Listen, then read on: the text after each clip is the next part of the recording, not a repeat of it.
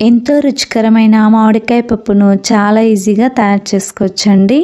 ఎంత తినాలనిపించే మామిడికాయ పప్పును చాలా ఈజీగా ఎలా తయారు చేసుకోవాలో చూద్దాం రండి. ముందుగా కుక్కర్ని తీసుకొని అందులోకి 1 గ్లాసు దాకా కందిపప్పును తీసుకోండి. నేను ఇక్కడ చిన్న కాఫీ గ్లాస్తో తీసుకుని 2 సార్లు బాగా వాష్ చేసుకున్నానండి. ఇలా వాష్ చేసుకున్న తర్వాత ఇందులోకి 1 కప్పు దాకా పుల్లటి మామిడికాయ ముక్కల్ని వేసుకోండి.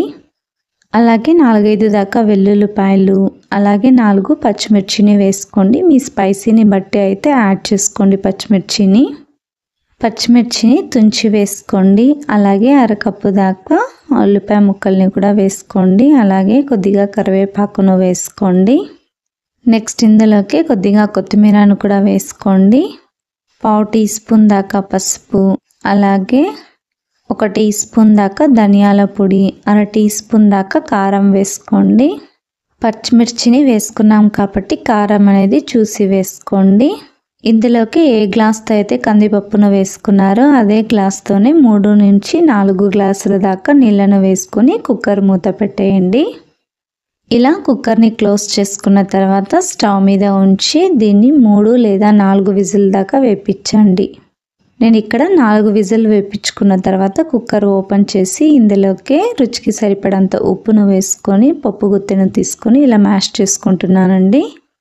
మామిడికాయని వేసుకున్నాం కాబట్టి పుల్లగా ఉంటుంది కాబట్టి 4 విజిల్ దాకా వేపించింది. 4 విజిల్ అయిన తర్వాత ఇలా మ్యాష్ చేసి పక్కన ఉంచుకోండి. నెక్స్ట్ పప్పు కోసం స్టవ్ మీద గిన్నెను ఉంచి 4 టేబుల్ స్పూన్ల దాకా ఆయిల్, 7-8 దాకా వెల్లుల్లిపాయలు, 1 టీ స్పూన్ దాకా ఆవాలు, 1/2 టీ స్పూన్ దాకా జీలకర్రని వేసుకోండి.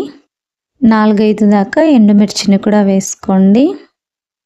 ఇవి కాస్త ఫ్రై అయిన తర్వాత కరివేపాకును కూడా వేసుకొని ఫ్రై చేసుకోండి. ఇందులోకి 1/2 కప్పు దాకా చిన్నగా కట్ చేసి పెట్టుకున్న ఉల్లిపాయ ముక్కల్ని కూడా వేసుకొని ఫ్రై చేసుకోండి.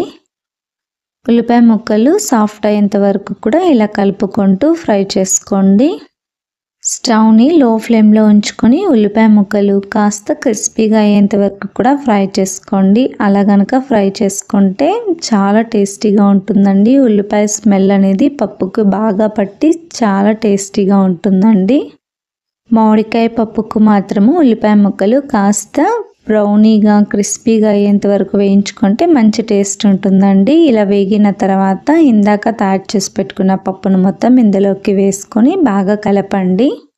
పోపు మొత్తం బాగా కలిసేటట్టు ఇలా కలుపుకున్న తర్వాత స్టవ్ని మీడియం ఫ్లేమ్లో ఉంచుకొని కనీసం 2 లేదా 3 నిమిషాల పాటు పప్పును ఉడికించండి. 3 నిమిషాల పాటు ఉడికించుకున్న తర్వాత స్టవ్ ఆఫ్ చేసుకోండి. అంతే, ఎంతో రుచికరమైన మామిడికాయ పప్పు రెడీ అండి. తప్పకుండా మీరు కూడా ఇంట్లో ట్రై చేయండి. మీకు ఎలా వచ్చిందో కింద కామెంట్ సెక్షన్లో కామెంట్ చేయండి. అలాగే లైక్ చేయండి, షేర్ చేయండి, సబ్స్క్రైబ్ చేయండి.